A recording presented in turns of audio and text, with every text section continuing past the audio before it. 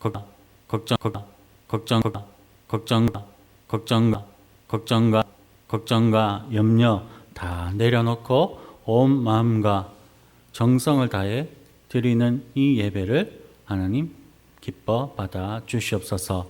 그리하여서 우리의 예배를 기뻐 받으신 하나님께서 하늘의 문을 여시고 풍성한 하늘 상급의 축복들을 내려 주시옵소서. 그리고 또한 한 주간 말씀 붙들며 살아갈 때에 하나님 함께하여 주시고 지키고 보호하여 주시는 은혜 가운데 이번 한 주 살게 하여 주시옵소서. 그렇게 함께하여 주실 하나님, 은혜 베푸실 하나님 기대하며 이 모든 말씀 살아계신 우리 주 예수 그리스도의 이름으로 기도드립니다. 아멘. 성도님들, 한 가지 가정을 해보도록 하겠습니다. 남 부러울 것 없이 행복한 삶을 살던 그런 사람이 있었습니다. 그런데 이 사람이 죄를 지어서 교도소를 가게 되었습니다. 그렇다면 이 사람의 삶이 어떻게 된 것입니까? 정말 180도 완전 다른 그런 삶을 살게 된 것이지 않겠습니까? 하루아침에 몸과 마음이 모두 힘들고 어려운 그야말로 암담하고 참담한 삶을 살아가게 되어버린 것입니다. 왜냐하면 저희는 자세히 알지는 못하지만 교도소 안에서의 삶이 정말 힘든 삶이지 않습니까? 먹고 싶은 거 마음대로 먹을 수 없습니다. 소위 말하는 콩밥만 먹어야 합니다. 그리고 자유롭게 생활할 수도 없습니다. 가고 싶은 곳 마음대로 가지도 못하지요. 자유라고 해봐야 일과 시간에 잠깐 동안, 그것도 사방에 벽이 쳐진 그 교도소 안에서, 그리고 교도관들의 감시 안에서 그렇게 잠깐만 자유롭게 활동할 수 있을 뿐입니다. 사랑하는 사람도 마음대로 만나지 못합니다. 어느 것 하나 마음대로 할 수 없는 것이 바로 교도소 안의 생활입니다. 교도소 밖에서는 참 자유를 누리는 가운데 행복한 삶을 살았지만 교도소 안에서는 정말 극히 제한적이고 고통스러운 그런 삶을 살아갈 수밖에 없는 것입니다. 가정을 한 것이고, 그리고 완벽한 비유는 아니지만 에덴 동산에서 쫓겨난 삶이 바로 이 교도소 안에서의 삶과 비슷합니다. 왜냐하면 하나님과 더불어 복된 삶을 보장받았던, 정말 저절로 정말 그렇게 선물로 주어졌던 그 에덴 동산에서의 풍족한 그 삶이 아니라 이제 에덴 동산에서 쫓겨남으로써 당장 먹을 것과 죽음을 걱정해야 하는, 그리고 자녀 문제로 평생 눈물 흘려야 하는 그러한 삶을 이 아담과 하와가 살아가야만 했기 때문입니다. 위험과 어려움이 난무한 그런 삶을 에덴 동산에서 쫓겨난 이후에 살아야 했던 것입니다. 이 모든 것이 무엇 때문이었습니까? 죄 때문이었습니다. 죄의 결과로 인하여 그렇게 살아갈 수밖에 없게 된 것입니다.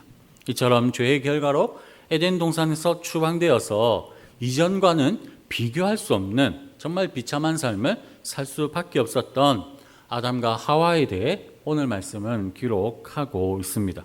그중 제일 첫 사건을 오늘 말씀 1절에서 기록을 하고 있는데, 어떤 사건이 일어나게 되었는지 우리 1절 말씀을 함께 읽어보도록 하시겠습니다. 아담이 그의 아내 하와와 동침하매 하와가 임신하여 가인을 낳고 이르되 내가 여호와로 말미암아 등남하였다 하니라. 사실 아담과 하와가 에덴 동산에서 쫓겨난 후 등남한 것이 제일 첫 번째로 일어난 사건이 아닐 것입니다. 아마도 그들은 에덴 동산에서 쫓겨나자마자 살만한 그러한 장소를 물색을 했을 것입니다. 그래서 바람과 비, 그리고 낮에 강하게 내리쬐는 해를 피하여 그렇게 안주할 수 있는 동굴 같은 곳을 찾아서 그곳을 거처로 정하고서는 그곳에서 먹고 자고 생활을 했을 것입니다. 하지만 성경은 이러한 것을 기록하지 않습니다. 다만 아담이 하와와 동침했고, 그래서 하와가 임신하여 아들을 낳았다라고만 기록을 하고 있습니다. 그러면 성도님들, 왜 성경은 먹고 사는 이야기는 다 빼버리고 등남한 사실만 기록하고 있을까요? 이는 먹고 사는 문제보다 더 중요한 것이 부부가 결혼을 하여서 자녀를 낳는 일이기 때문에 그런 것입니다. 그래서 하나님께서도 앞선 1장 28절에서 하나님의 형상을 따라 사람을 만드신 후 제일 처음으로 그 사람에게 하신 명령이 바로 생육하고 번성하여 땅에 충만하라 였던 것입니다. 이처럼 에덴 동산에서 쫓겨난 아담과 하와가 가정을 이루고 자녀를 낳는 일이 중차대한 매우 중요한 일이라서 이를 제일 먼저 기록하고 있는 오늘 말씀입니다.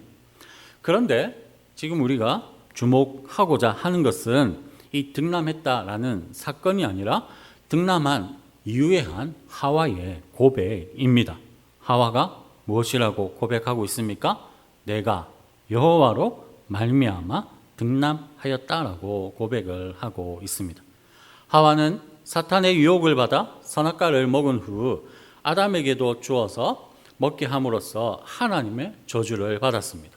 바로 해산하는 고통을 크게 더하는 그러한 벌이었습니다. 그래서 하와는 해산을 하면서 아마도 태어나면서 처음 겪어보는 극심한 고통을 경험을 했을 것입니다. 우리 성도님들 그렇죠? 맞습니까? 예, 저는 애를 안 낳아봐서 모르지만 많이들 그렇게 얘기를 합니다. 해산의 고통은 정말 죽을 것 같은 그런 고통이라고. 맞습니까? 네. 아닙니까? 정말 순풍순풍 잘 낳으셨습니까? 아니죠. 정말 인간이 겪는 고통의 정말 첫 번째, 두 번째가 그러면 서러워할 그런 고통이 해산의 고통이고, 그 해산의 고통과 맞먹는 고통이 이런저런 고통이 있고, 그 중에 하나가 결석이고 이렇게 한다고 하는데, 아무튼 아주 가장 인간이 겪는 고통 중에 큰 고통을 그 해산의 고통이라고 하는데, 이 고통을 하와가 경험했을 것입니다. 그러면서 하와는 정말 많은 생각을 했을 것입니다.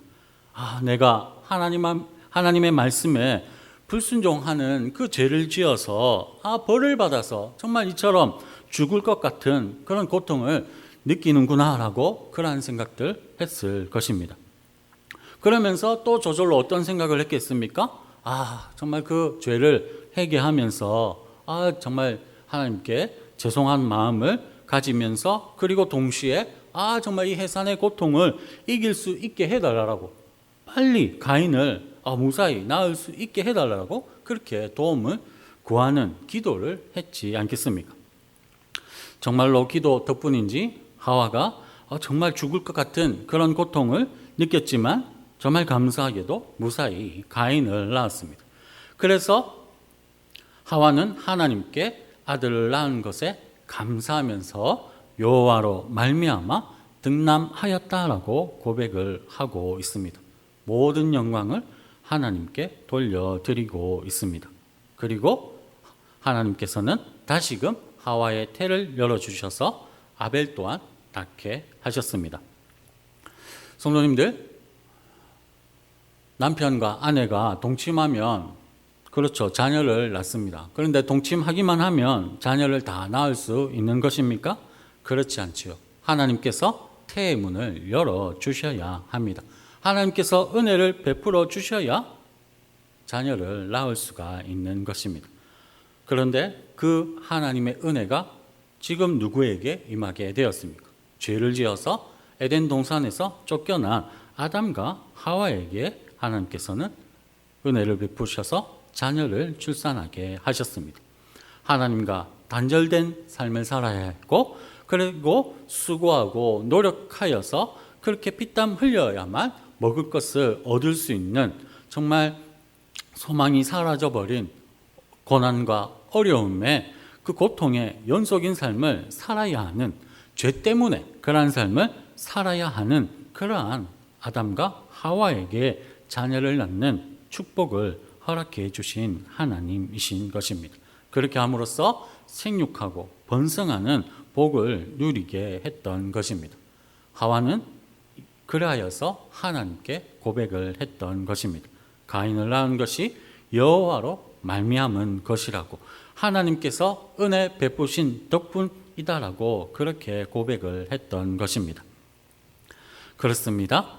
자녀는 하나님의 은혜입니다. 하나님께서 태문을 열어주시지 않으면 자녀를 출산할 수 없습니다. 하나님께서 아담과 하와 가정에 자녀의 축복을 허락하신 결과로 하와가 그리고 아담이 가인과 아벨을 낳을 수 있게 된 것입니다. 하나님께서는 죄를 지어서 분명 죄에 대한 벌을 내리셨습니다.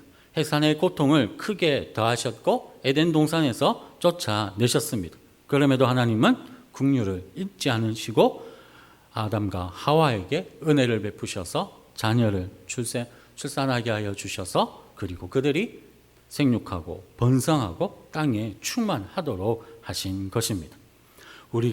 우리는 여기서 한 가지 사실을 잊지 말아야 합니다.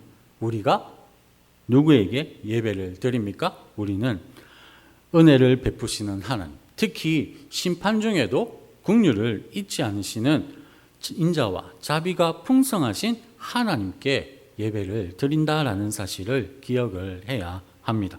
그러므로 우리 사랑하는 성도님들, 이 자리에 예배 드리러 나오셨는데 다시 한번 기억하시기를 바랍니다.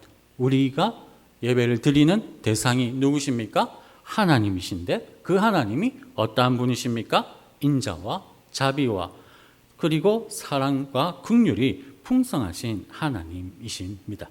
그러므로 아무 공로 없는 그런 우리를 사랑하시고 그리고 우리를 또한 구원하여 주시고 우리에게 은혜 베풀어 주시는 그 하나님을 온 마음과 정성을 다하여 이 시간 예배드리는 그런 성도님들 되시기를 바랍니다. 그래서 온 마음과 정성을 다해 드리는 그 예배를 하나님께서 기뻐 받으셔서 풍성한 은혜를 지금 이 예배 시간 하나님께서 충만하게 내려주시는 그러한 은혜가 있게 되기를 주님의 이름으로 축복합니다.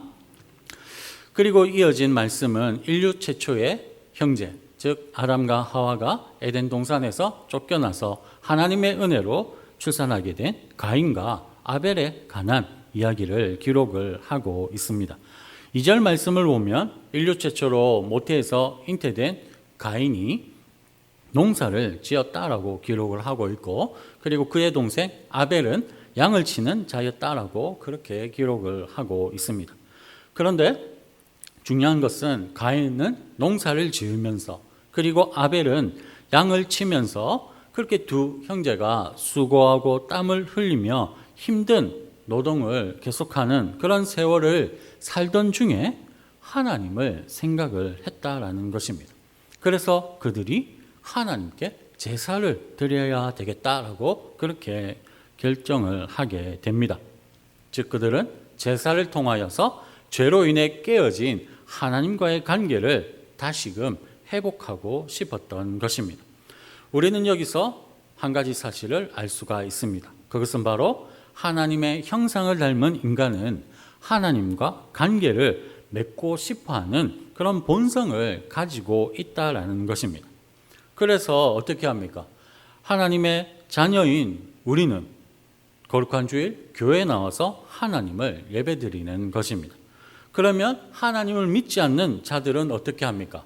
근데 교회는 나오지 않지만 그들은 헛된 우상, 즉 조상들이나 아니면 자신들이 신이라고 생각하는 그러한 사람들을 예배하고 또한 그들에게 제사를 지내는 것입니다.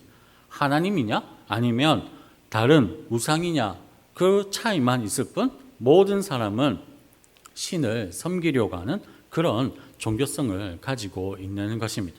가인과 아벨도 마찬가지였습니다. 그래서 그들은 자기들의 노동의 결과물로 하나님께 제사를 드리고자 했습니다. 다른 헛된 우상이 아닌 하나님께 예배를 드리고자 했기에 참으로 칭찬받을 만한 일을 그들이 한 것입니다.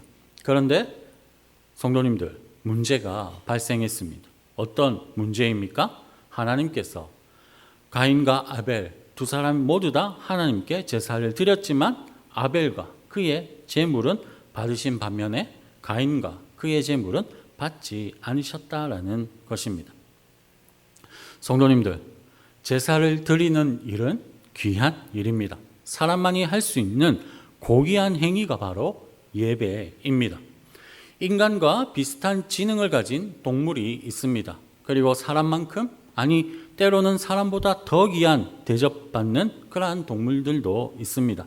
하지만 제 아무리 지능이 뛰어난 동물이라고 할지라도, 그리고 사람보다 팔자가 더 좋은 동물이랄지라고 하더라도 결코 동물은 하나님을 예배할 수는 없습니다. 그리고 사람을 대신하는 로봇도 있습니다. 최근에는 기술이 발전하여서 사람이 하는 일을 AI 로봇이 대신하지요. 하지만 AI 로봇이 사람보다 더 정확하고 더 훌륭하게 일을 잘 한다라고 할지라도 AI 로봇은 절대로 하나님을 예배하지 못합니다. 동물과 로봇에게는 하나님과 교제하기를 원하는 영과 마음이 없기 때문입니다.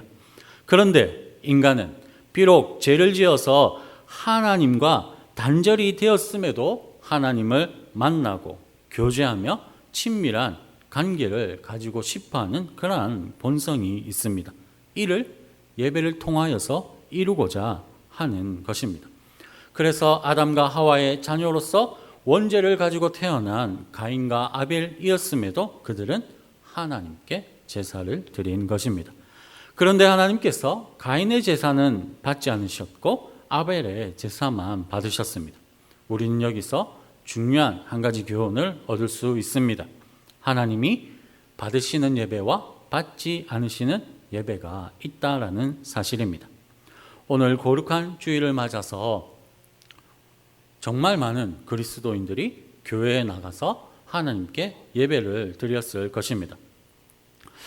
통계로 보면 우리나라 기독교인이 1,000만 명 정도 된다라고 합니다.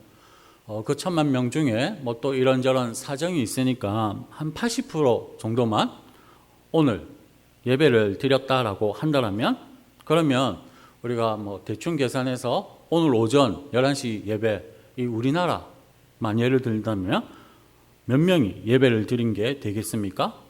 800만 명이 예배를 드린 게 되는 것입니다. 그런데 오늘 말씀을 통해 분명히 알 수 있듯이 800만 명의 예배를 하나님께서 전부 다 받지 않으실 수도 있다라는 것입니다. 하나님이 기뻐 받으시는 예배가 있고 그렇지 않는 예배가 있기 때문입니다. 그러면 성도님들, 중요한 것이 무엇입니까? 그럼 하나님께서 어떤 기준으로 누구의 예배는 기뻐 받으시고 어떤 이의 예배는 받지 않으시냐라는 그것을 우리가 알아야 하지 않겠습니까? 그래야 우리가 예배를 드릴 때 우리의 예배가 하나님께서 기뻐 받으시는 예배가 될 수 있는 것 아니겠습니까? 그러면 하나님께서 기뻐 받으시는 예배, 그 기준이 무엇입니까? 직분이 기준입니까? 아니면 많은 헌금을 하는 것, 그것이 기준입니까?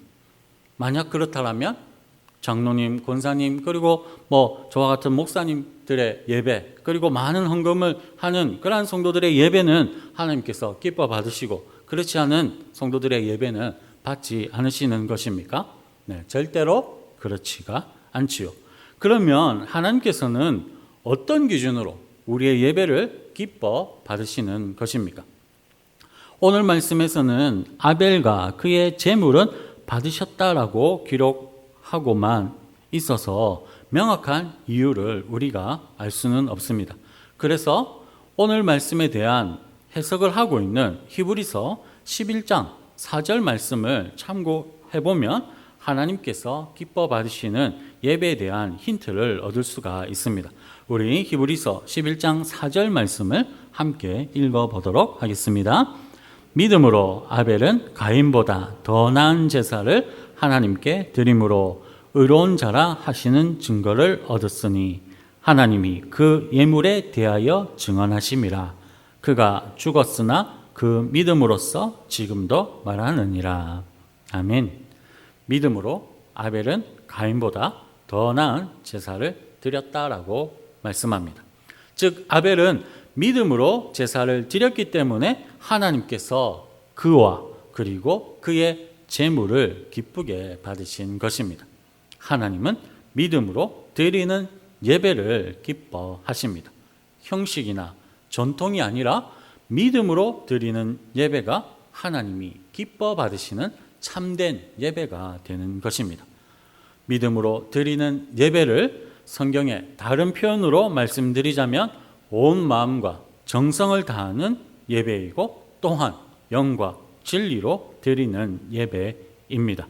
즉 하나님을 믿었던 아벨은 양의 첫 새끼를 하나님께 드리면서 온 마음을 다해 영과 진리로 그리고 믿음으로 드렸기 때문에 하나님께서 그와 그의 제물을 기뻐 받으신 것입니다.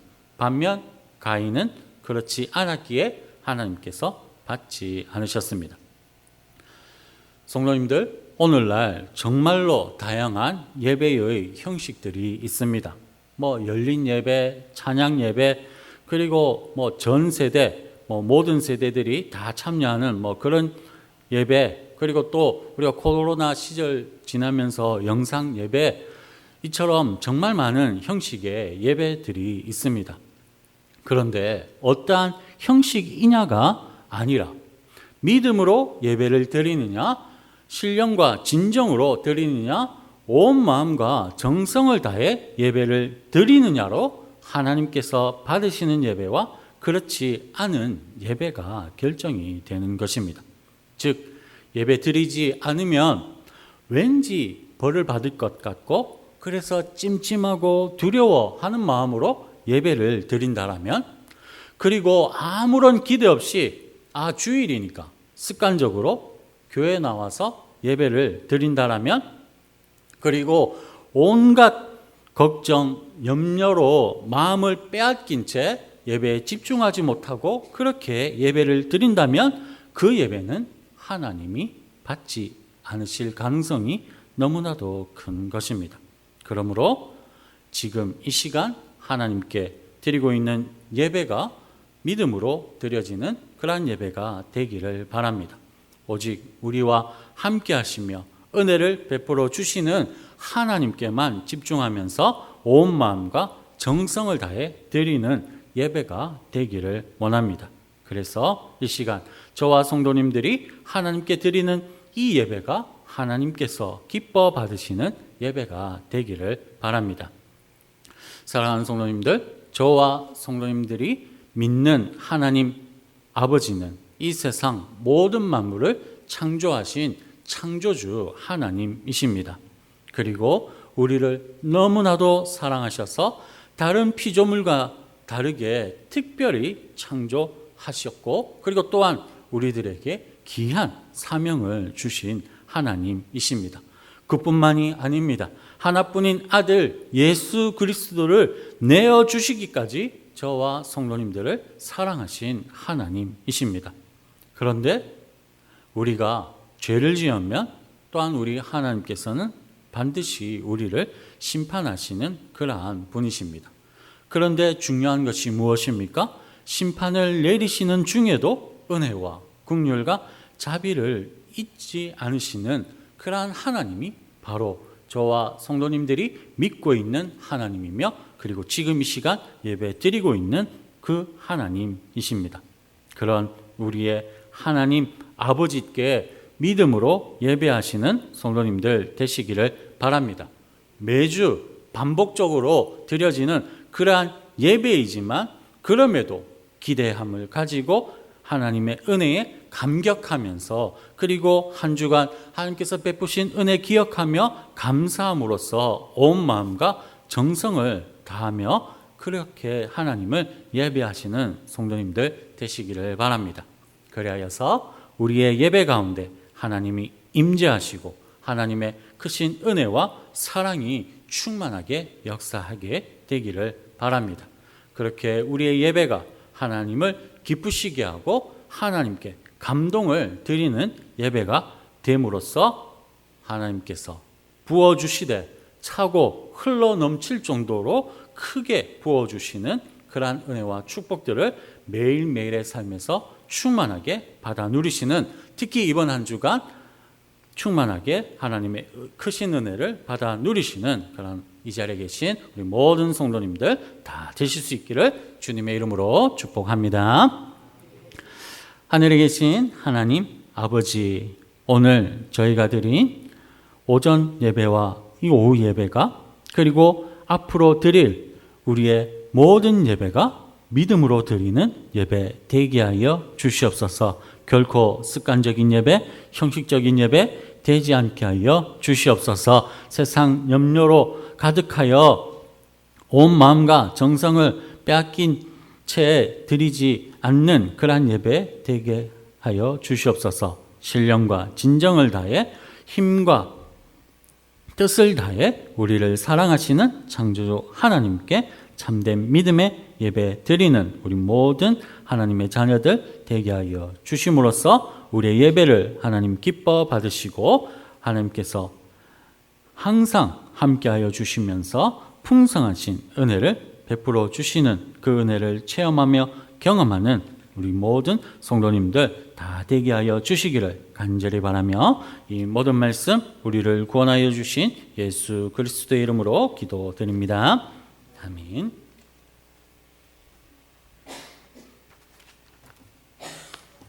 예, 말씀